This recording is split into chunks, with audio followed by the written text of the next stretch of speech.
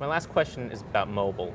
Mary Meeker yesterday had a very interesting slide where she showed the percentage of traffic coming from mobile to a number of different services. And I think Facebook was 33%, Twitter was 50, a little bit above 50%, and then Pandora was the most, like 60-something percent. Based on what? Based on some data that she had. I don't know. Is that true? I mean, it's 30. I don't know what that's measuring. Maybe bandwidth? Traffic. Percentage of traffic coming from mobile.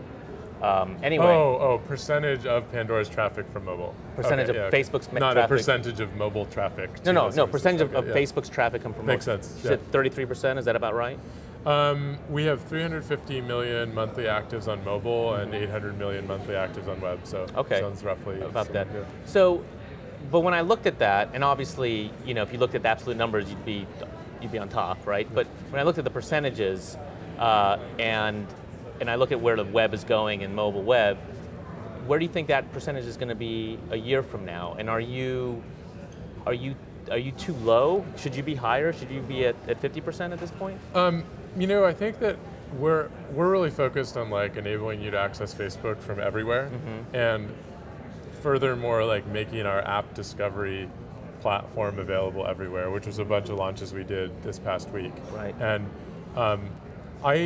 it's hard for me to judge whether it's too low or not. I mean, our service is fairly popular on laptops, but it doesn't mean it's like not popular on phones. As far as I know, the Facebook app is the most popular app on almost every mobile platform. Right. And so I do think though, fundamentally, we view it as like a really big shift for our company, like as fundamental as the shift from, desktop apps to the internet, where companies really need to redefine themselves in this world of devices rather than browsers on people's laptops. And so I can't understate how seriously we take it, but at the same time I'm pretty happy with the progress we've made. I mean, we've seen like really good results from the platform launches we did last week, where we opened up a lot of the social discovery channels from the web on mobile, newsfeed, notifications, bookmarks. Right. And we've seen really good growth for the apps that launched with us there. And I think it's just sort of a very big progressive change where a few years from now, most every single person at Facebook who works there is going to be working on mobile almost exclusively, just because our app is so core to the mobile experience. And what's your view on apps versus sort of mobile web, and or how those worlds are sort of combining, where it's basically like an HTML5 wrapper around the app? Yeah, I think there's sort of two separate things. There's sort of like the business part of it, and then there's the technology part of it. On the technology part of it, I think like clearly web technologies are getting better, and sort of like there's this period in the 90s where websites were clearly worse than apps, and then over time, the ease of use of websites got to the point that the like cost-benefit analysis changed, the technology's improved, i.e. even though we like to disparage it now, was actually a pretty good browser for its time. And now there's so much competition in the browser space and the mobile browser space that they're just getting better, and that's great. On the business side, the main difference between sort of the native apps and mobile web is just app discovery. I mean, native apps have this app store, which is a great way to get your app downloaded and discovered. It has been something though that like is difficult for certain classes of apps to work well in. If you have a really great brand like Facebook, people search for you in the app store and download your app, and it's such an awesome experience compared to what it used to be on mobile phones.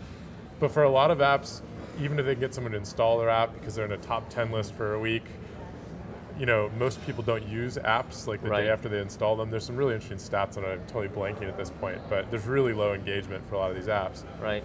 Our hope is that like where we can play a role in mobile is not necessarily like picking any one of those platforms as like, oh, that's the best platform, but just like helping app discovery and engagement. So it's like you install the app, but that's just step one. Like you want to invite your friend to play, like we can do that.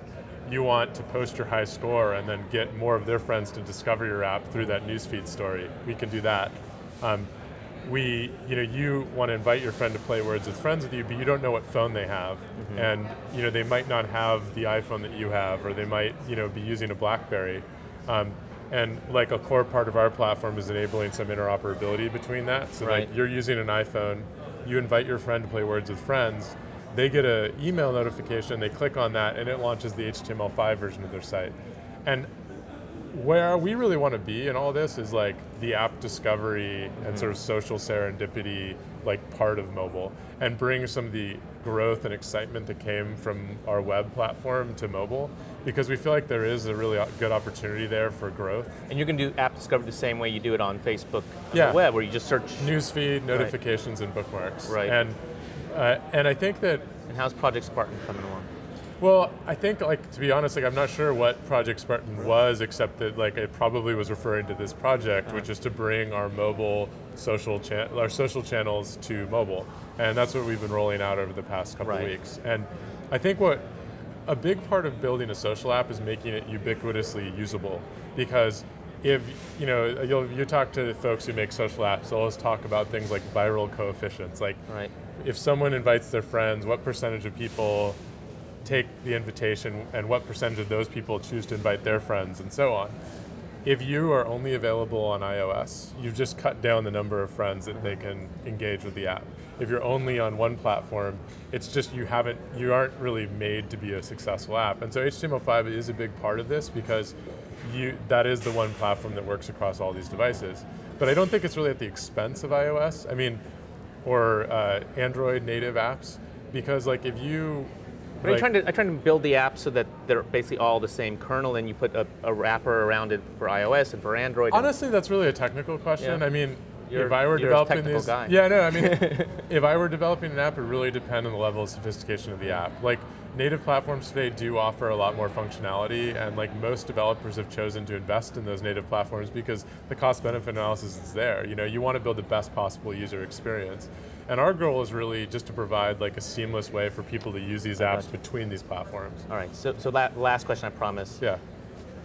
Google Plus, when you look at Google Plus, is there anything you think Facebook can learn from what they're doing? I haven't used it extensively, probably just because of bias. I use Facebook obsessively, but I'm trying to think. One thing that I really appreciate, I mentioned this actually on stage just a few moments ago, Web 2.0, is just that it appears they're taking the approach with Google Plus to just integrate social functionality into a lot of their products. And when we talk to developers about what does it mean to make your app social, that's really like what we ask them to do. It's like, don't make like a social version of your site and put it off to the side. Like, social means serendipity. It means seeing what your friends are doing in context. And I really think that it's really validating to see Google take that approach with Google Plus, because it is really like the way we think our platform is most effective as well. And I think as more and more people experience social functionality across a lot of different services, it will set people's expectations to expect social, and that's something that is like really positive. Great. Well, thanks for taking the time. I appreciate it. Thank you.